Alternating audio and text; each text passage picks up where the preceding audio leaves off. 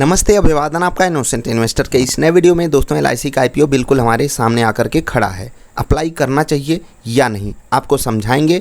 मेरा point of view क्या है, मैं अपना पॉइंट ऑफ व्यू आपको पूरी तरीके से समझाने की कोशिश करूंगा। मैं अप्लाई कर रहा हूं या नहीं, आप अंत तक जान जाओगे। 949 रुपये पे अवेलेबल है। आपको पता है ये अपर प्राइस बैंड होता है, ये लोअर प्राइस बैंड होता है।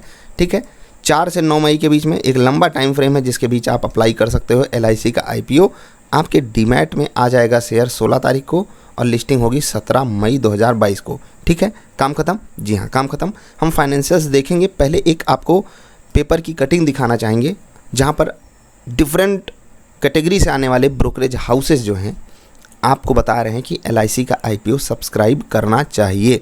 ठीक है, साफ साफ आप यहाँ पर हेडिंग भी पढ़ सकते हो, brokerages advice subscribing to LIC IPO. चाहे वो शेर खान हो, चाहे वो निर्मल बंग हो, चाहे रिलायंस सिक्योरिटीज़ हो, चाहे जियोजीत फाइनेंशियल सर्विसेज हो या एंजल ब्रोकिंग हो, हर कोई अपने अपने तरीके से आपको ये कन्विंस करने की कोशिश कर रहा है कि एलआईसी का आईपीओ कमाल का आईपीओ है, कमाल के वैल्यूएशन पे आ रहा है और आपको अप्लाई करना चाहिए। कुछ और कारण भी अगर मैं आपको बताना चाहूँ तो आप यहाँ पर साफ साफ पढ़ भी सकते हो। और जो बंदा अंग्रेजी समझता है वो इस आर्टिकल को पढ़ करके बिल्कुल कन्विंस हो ही जाएगा कि उसे एलआईसी के आईपीओ में पैसा डालना है, क्योंकि आपको मस्त माल सस्ते दाम पर मिल रहा है। ठीक, ऊपर से 45 रुपये का डिस्काउंट मिल रहा है रिटेल इन्वेस्टर को और 60 रुपये का डिस्काउंट मिल रहा है एलआईसी पॉलिसी होल्डर्स को। तो ये तो हो गया सोने पे सुहागा। कम से कम इस आर्टिकल को पढ़ने के बाद आप इतना तो ज़रूर सोचोगे। लेकिन वेट, बहुत सारी कहानियां हैं जो आपको समझनी है और यही कहानी मैं आपको समझाने आया हूं कि एलआईसी के आईपीओ में पैसा डालना चाहिए या नहीं डालना चाहिए। थोड़ा सा फाइनेंशियल देख लेते हैं। ठीक है, ध्यान से देखिएगा। 2019, 2020, 2021 ये है 3 साल का फाइनेंशियल स्टेटमेंट। बिल्कुल हम रेवेन्यू पे ही बात करेंगे। प्रॉफिट आफ्टर टैक्स आप देखिए, ये है, ये है, ये है। एक स्टेबल ग्रोथ है। क्या कह रहे हैं? स्टेबल ग्रोथ किसके लिए है? स्टेबल ग्रोथ किसको चाहिए होती है? अगर आप मुझे फॉलो करते होगे आपको पता होगा कि जिनकी एज 45 हो चुकी है, 50 हो चुकी है, उनके लिए ऐसी कंपनियां अच्छी होती हैं जो ऐसी नॉर्मल सी ग्रोथ आपको ला करके दें। अर्निंग पर शेयर से आप अगर जा करके चेक करोगे तो बिल्कुल आपको अट्रैक्टिव वैल्यूएशन यानी कि सस्ती कंपनी दिखाई देगी। वैल्यूएशन सस्ता दिखाई देगा यानी कि सही दाम पे कंपनी अवेलेबल आपको मिल रही है। जब आप कंपैरिजन करोगे दुनिया भर की इंश्योरेंस कंपनी से, भारत में मौजूद प्राइवेट इंश्योरेंस कंपनी से या इस सेक्टर से पूरा जब आप कंपेयर करोगे तो आपको ये कंपनी ठीक ठाक रीजनेबल वैल्यूएशन पे जो प्राइस्ड हुआ है, जो प्राइसिंग आपको दी गई है, जिस प्राइस पे ये आईपीओ आया है, वहाँ पर आपको एक ठीक ठाक रेट समझ में आएगा। लेकिन कहानी कहीं और भी है, मैं आपको वो समझाऊंगा। मैंने आपको ये उम्र वाली बात बताई कि ये आईपीओ अगर है भी तो किसके लिए है? 45-50 साल वालों के लिए है। पहला कारण हो गया नहीं अप्लाई करने का। अप्लाई नहीं करना है। जिनकी एज 45 से कम है उनको तो बिल्कुल अवॉइड कर देना है। किस केस में? जो लोग लॉन्ग टर्म सोच रहे हैं, इसके शेयर को रखेंगे लॉन्ग टर्म के लिए। ठीक है, और लॉन्ग टर्म का मतलब 3 से 5 साल। शॉर्ट टर्म के लिए क्या है मैं आपको थोड़ी देर में समझाऊंगा। पहले 2 आपको चार्ट दिखाना चाहूँगा। एक है GICRE, ठीक है, नाम बता दूँ, जनरल इंश्योरेंस करके आपने नाम सुना होगा। ये भी एक सरकारी कंपनी है। आपको बता दूँ शायद 3 या 4 साल हुए हैं जब इनका आईपीओ आया था और ये कंपनी 700-800 एक मिनट 440 रुपये पे, ये वाली नहीं, NIACL ये थी 700-800 पे आई थी। इतनी ही थी क्या? अच्छा ठीक है, तो ये कंपनी जो है 400 पे ये थी और GICRE ये भी 400 के आसपास लिस्ट हुई थी और वहाँ से नीचे गिरी थी और अभी कहाँ खड़ी है वो आप देख सकते हो। 700-800 से एक और कोई सरकारी कंपनी थी, मुझे याद आ रही है, गिर गई थी।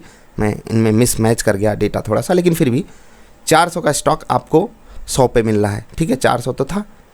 ये भी इंश्योरेंस सेक्टर की कंपनियां, हाँ, उनकी जो कैटेगरी है थोड़ी सी अलग है। वहाँ पर मार्जिन थोड़े से छोटे लेवल पे होते हैं। तो ठीक है, एलआईसी के चेयरमैन साहब का या बड़े टॉप मैनेजमेंट का ये कहना है कि वो कंपनियाँ इसलिए गिर गई क्योंकि वहाँ पर जो है जो मार्जिन है वो इस हिसाब से हैंडल नहीं किया जा सकता था। और बिना किसी डाउट के हम इस बात को एक्सेप्ट भी करते हैं कि एलआईसी बहुत स्ट्रॉन्ग कंपनी है। एलआईसी का जो फाइनेंशियल स्टेटमेंट है वो हमको बहुत सारे पॉजिटिव इंडिकेशन भी देता है। जिस सेक्टर में एलआईसी डील करती है उसमें ऐसा नहीं है कि कोई मतलब ऐसा समय आ जाएगा कि वहाँ पर ग्रोथ की अपॉर्चुनिटी नहीं बचेगी। लेकिन एलआईसी को जो सबसे बड़ी तकलीफ झेलनी पड़ रही है वो है एक सरकारी कंपनी होने की तकलीफ़, प्लस जिस हिसाब से जिस तरीके से इनकी ब्रांड वैल्यू है, जिस हिसाब से इन्होंने अपना नाम बनाया है, स्टेबिलिटी का मतलब हमको ग्रोथ मिले ना मिले, हमको रिटर्न सेफ चाहिए, उस हिसाब से इस कंपनी को ग्रो करने में सच में तकलीफ़ होगी। अब इतनी बातें आपने मेरी सुन ली तो आपका भी एक मन बना होगा कि मुझे क्या करना चाहिए। उस मन को मैं डिकोड करना चाहूँगा। आप ज़रा इतनी सी बात सुन के क्या बता सकते हो कि आप अप्लाई करोगे या नहीं। मैं कुछ और बातें पहले जोड़ देता हूँ। पहली बात, अगर मुझे सिर्फ शॉर्ट टर्म देखना है, जैसे कि आप में से बहुत सारे लोग देख रहे होंगे और मैं भी देख रहा हूँ, अगर सिर्फ शॉर्ट टर्म देख रहा हूँ तो मैं अप्लाई करूँगा। कारण क्या है? कारण यह है कि मार्केट 17,000 के ऊपर स्टेबल हुई है। पिछले ट्रेडिंग सेशन में अमेरिका से हमें अच्छे संकेत मिले, क्योंकि नीचे के लेवल से बहुत तगड़ी बाइंग हमको देखने को मिली, विथ वॉल्यूम बाइंग हमको देखने को मिली। यानी कि शॉर्ट टर्म के लिए, जैसा कि मैंने इससे पहले वाली वीडियो में आपको समझाया भी था, कि अपनी बाजार के लिए अब अच्छे संकेत बन चुके हैं, कम से कम टेक्निकल बेसिस पे। ग्लोबल मार्केट से भी जो संकेत थोड़ा सा नेगेटिव था वो पॉजिटिव में कन्वर्ट हो गया है, यानी कि कुछ फैक्टर्स हमारे लिए पॉजिटिव मिल गए। दूसरा, सरकार का पुश। तीसरा, ये जो ब्रोकरेज हाउसेस आकर के कह रहे हैं, इनके कुछ कस्टमर्स होंगे वो भी अप्लाई करेंगे, उनको भी कुछ कन्विक्शन आएगा, क्योंकि अलग अलग जगहों से ये बात कही जा रही है। और आप जाकर के चेक करोगे 1.1 टाइम्स पे जो इनका वैल्यूएशन बताया जा रहा है, उसको भी देख करके कई लोग कूदेंगे और फिर आपको यहाँ पर एक बढ़िया अपॉर्चुनिटी मिल सकती है प्रॉफिट बुक करने की। वो अपॉर्चुनिटी हो सकती है 10 से 15% की। मुझे इससे ज़्यादा उम्मीद नहीं है। इससे ज़्यादा कुछ हो गया फिर उसको समझ लीजिए वो सोने पे सुहागा जैसा होगा आपके लिए।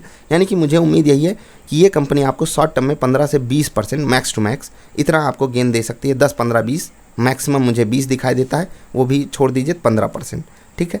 अब लोअर लेवल पे रिस्क क्या है आपको समझाता हूँ। लॉन्ग टर्म का थोड़ा सा रिस्क है, लेकिन ये वाला रिस्क आप इस एंगल से मत समझिएगा कि मैंने आपको GI CRE का चार्ट और NIACL का चार्ट दिखा दिया तो आप ऐसा वाला रिस्क यहाँ पर समझ लो।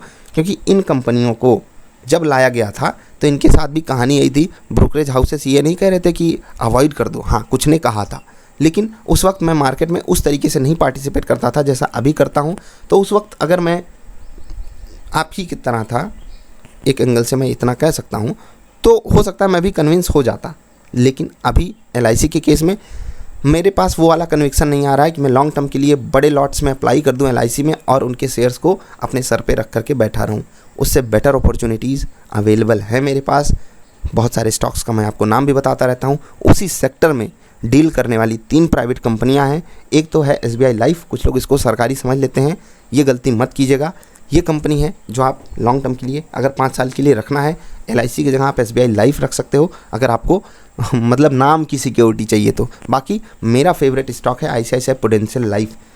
आपके लिए डिस्क्लेमर है कि ये स्टॉक मेरे पोर्टफोलियो में पड़ा हुआ है, मैं आपको रिकमेंड नहीं कर रहा हूँ। आप अपनी रिसर्च कीजिएगा, आपको खुद पता चलेगा प्राइवेट प्लेयर्स में जिस हिसाब से रिजल्ट इन्होंने पेश किया है, जिस हिसाब से ये ग्रोथ दिखा रहे हैं। और ऐसे मत जाइएगा प्रॉफिट हमारा बढ़ रहा है या नहीं, आप थोड़ा सा रेवेन्यू को देखिएगा, कंपनी की मैनेजमेंट की तरफ से क्या इशारा दिया जा रहा है वो भी आपको समझना होगा, तभी आप समझ पाओगे। और अगर 5 साल बाद मैं यहाँ से इन स्टॉक्स का रिटर्न देखता हूँ तो मुझे ICICI प्रूडेंशियल लाइफ कम से कम 1.5 गुना ज़्यादा रिटर्न देती हुई दिखाई दे रही है LIC के मुकाबले। कम से कम बोल रहा हूँ 1.5 गुना ज़्यादा रिटर्न। अगर 100% भागेगा LIC तो 150% का रिटर्न होगा किसके पास? ICICI prudential life share holders के पास। ये मेरा कन्विक्शन है, ये मेरा अपना पॉइंट है, ये मैंने आपको बताया। अब मैं LIC के IPO में आपको जो एकदम नटसेल में सजेशन देना चाहता हूँ वो सिंपली समझ लीजिएगा। शॉर्ट टर्म के लिए जो लोग डाउन साइड रिस्क को मतलब मिटिगेट करके रखना चाहते हैं कि मुझे बहुत नीचे का वो नहीं लेना है और अप साइड पोटेंशियल हो जाए, कुछ अच्छी बातें हो जाएं मार्केट के लिए, मार्केट बूम बूम 500 पॉइंट ऊपर चली गई तो 20% का गेन दे सकती है।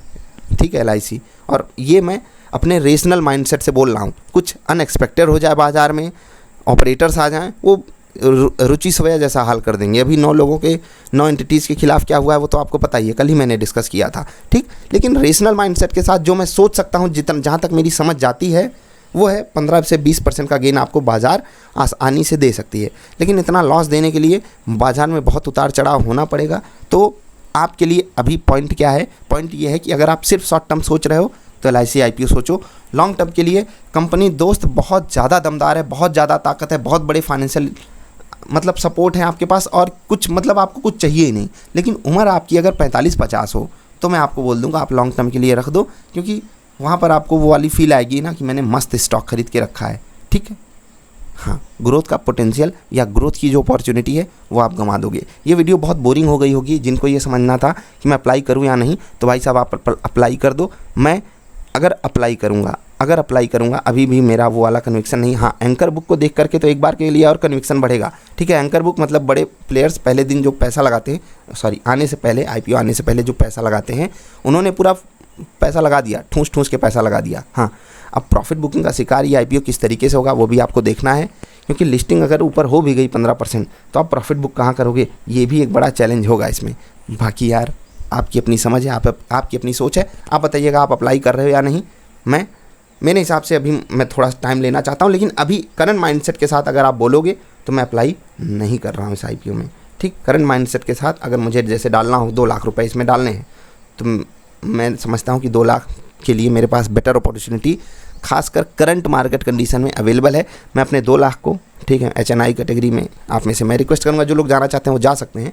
बाकी जिनको HNI में जाना है मैं उनसे यही कहूँगा कि थोड़ा सा पीछे आ जाओ और रिटेल कैटेगरी में करो, क्योंकि वहाँ पर आपको मज़ेदार पॉइंट भी मिलते हैं। और 15,000 कितना, 15,000 से थोड़ा सा कम ही लग रहा होगा पैसा आपका। हाँ, जो पॉलिसी होल्डर्स हैं उनको तो पहले ही 6% के आसपास का डिस्काउंट मिल जा रहा है, और क्या चाहिए।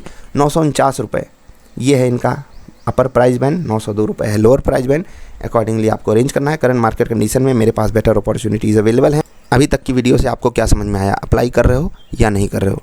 मैं तो अभी तक तो नहीं अप्लाई करना चाहता, लेकिन आगे और चीज़ों को देख करके, किस तरीके से सब्सक्रिप्शन हो रहा है उसको देख करके थोड़ा सा डिसीजन लूँगा। हाँ, ब्रोकरेज हाउसेस बिल्कुल उतावले हैं आपका पैसा LIC में लगवाने के लिए।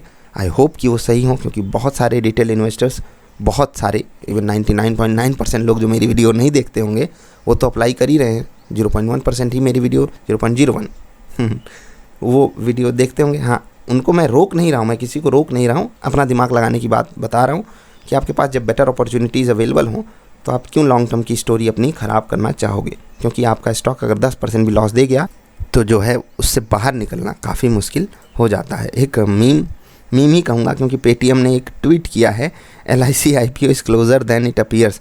और पेटीएम के IPO का क्या हाल चाल है वो पेटीएम वाले नहीं बता रहे हैं, ठीक है। अब यही होता है, इसको कहते हैं कि कोई एक कहावत याद आ रही है लेकिन बताऊंगा नहीं तो कुछ लोग बुरा मान जाएंगे। पेटीएम के policy holders, I mean share holders. अभी इतना ही, जल्दी मिलेंगे। कमेंट करके बताइएगा आप अप्लाई कर रहे हो या नहीं। हाँ, आप में से बहुत सारे लोग कह सकते हैं सर आप खुद ही कन्फ्यूज़ड हो तो हम कौन सा डिसीजन ले पाएंगे। तो यार मैं कन्फ्यूज़ नहीं हूँ, बस दिक्कत पता है कहाँ हो रही है। ये ऐसा IPO होता, छोटे साइज़ का होता तो मैं आपको बिल्कुल बोलता आँख बंद करके पैसा लगा दो। अभी ये इतना बड़ा IPO 20,000 करोड़ से ऊपर का IPO है, तो आप खुद सोचिए कि आप अप्लाई किए, आपको शेयर मिलने ही मिलने हैं, उनके साथ करना क्या है। ये ज़रूरी हो जाता है पहले दिन से, इवन अप्लाई करने से पहले ये बात हमको सोच करके रखनी है कि नहीं मिला तो क्या करूँगा, और मिलने के चांसेस बहुत बहुत बहुत बहुत ज़्यादा हैं। तो मिल गया शेयर तो मैं करूँगा क्या, 10% गेन के लिए मैं IPO में पैसा लगा रहा हूँ? नहीं, लॉन्ग टर्म सोच रहा हूँ, बेटर अपॉर्चुनिटीज़ अवेलेबल हैं। तो कन्फ्यूज़न होना लाजमी है, होना ज़रूरी भी है, और यहीं से आप रिसर्च करोगे और वो करना भी ज़रूरी है। आप बताइएगा आप अप्लाई कर रहे हो या नहीं। मैं, अगर आप जुड़े रहोगे लगातार, और अगर मैं अप्लाई करता हूँ तो बिल्कुल आपको बताऊंगा ज़रूर। अभी इतना ही, वीडियो देखने के लिए आपका आभार। अगर मैंने आपको कंफ्यूज किया तो उसके लिए माफ़ी चाहता हूँ। अगर वीडियो पसंद आई तो लाइक कर देना। नमस्कार।